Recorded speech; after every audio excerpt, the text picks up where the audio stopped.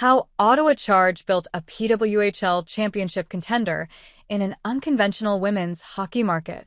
Ottawa. The Ottawa Charge's ascension from one of the bottom teams in the PWHL to a franchise that's 2 wins away from winning the Walter Cup started with a trade deadline that was widely viewed as a head-scratcher. In March 2024, Ottawa traded defender Amanda Boulier for Montreal forward Teresa Vanisova in a tidy bit of work in using its depth on defense to add more offense to its lineup. Then general manager Mike Hirschfeld traded fan favorite Lexi Adzija for Sheehan Darkangelo, who at the time had just 1 point in her PWHL career. Ottawa fans were shocked by the early departure of one of the team's breakout personalities. And the early reviews weren't kind, gave Ottawa a C for the move.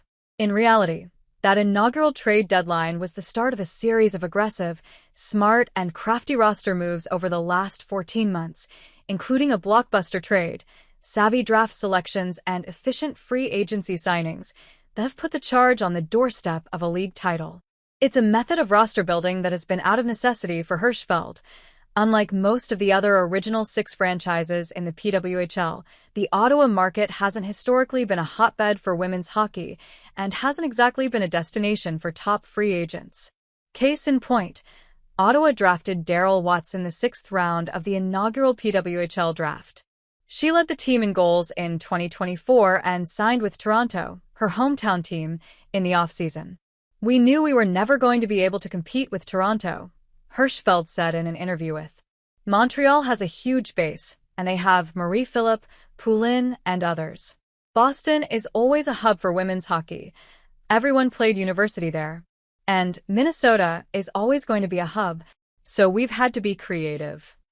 Both Vanisova and Darkangelo were identified by the organization as players who could hit another level if given the chance and more ice time in a new environment. At the time of the deals, Vanisova had a modest 10 points in 17 games for Montreal, and Darkangelo was playing a fairly minimal role in Boston with very little production.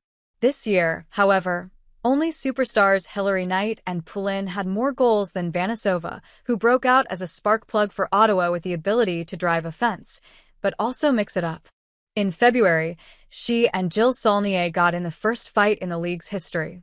"She's got elite talent and speed," said Ottawa captain Brianne Jenner. "She can get away from defenders, get on defenders on the forecheck, and it's been really fun playing with her. We're lucky to have her." Darkangelo was actually a player Ottawa targeted in the original PWHL draft, but Boston grabbed her first in round 12. When the opportunity came along to trade for her, Hirschfeld said it was a no-brainer. She didn't make big waves in 7 games last season, but after signing a 1-year extension in the summer, Darkangelo has become one of the most improved players in the PWHL, finishing with 17 points in 29 regular season games, more than double Adzija's production in Boston this season. She's a top-line staple for the Charge and scored the game-winning goal in Ottawa's first-ever playoff game against Montreal. "She's elevated her game this season," said head coach Carla McLeod.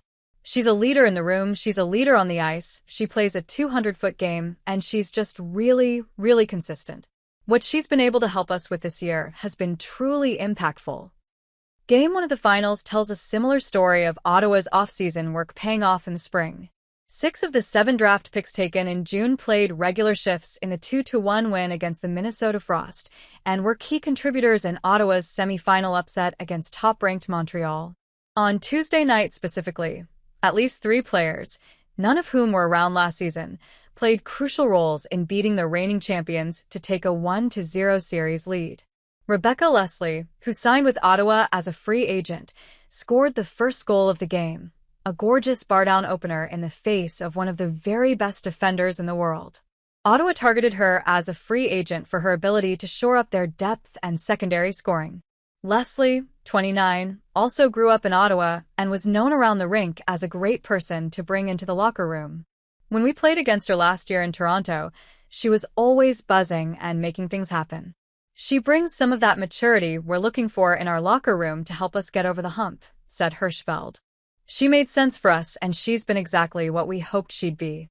Gwyneth Phillips stopped all but one of the shots she faced in the game and has looked like the best goalie in the postseason thus far. She has a league-best 1.11 goals against average and .957 save percentage through 5 games and was just named a finalist for Rookie of the Year. Last week, she was named a finalist for Goalie of the Year, despite only entering the starter's crease in March after number 1 Emirates Matchmeyer was put on long-term injured reserve. Drafting Phillips in the 3rd round last year was intentional. Not in case of a season-ending injury, but to strengthen the team's goalie depth chart after Matchmeyer played more minutes than any other goalie in the league last season. After scouting Phillips and understanding her potential to be a legitimate goalie superstar in the PWHL, Hirschfeld and the Charge went about planning to take her no later than the 3rd round. That's a difference-maker in this league, Hirschfeld thought at the time. And we're going to get her. And Jocelyn Larocque largely shut down Minnesota's top players, just as she did against Montreal in the semifinals alongside her defense partner Ashton Bell. Back in December, the move to acquire 36-year-old Larocque and Victoria Bach in exchange for Savannah Harmon and Haley Skimura was heavily scrutinized. Larocque, who turned 37 on Monday, had a tough start to the season in Toronto and was playing heavy minutes on the top pair. She was on the ice for over half of the Scepter's goals against, and most fans viewed Harmon, 29, as the better piece. Well, in Ottawa, playing fewer minutes on a deeper blue line, Larocque has looked the part of a top-pair, shut-down defender again. She and Bell played heavy matchup minutes against Poland's line in the semis and kept Montreal's captain and Laura Stacey to 1 goal apiece in the series. Perhaps more impressively, Larocque and Bell were only on the ice for Stacey's goal. On Tuesday night, she and Bell led the team in minutes and weren't on the ice for the lone goal against.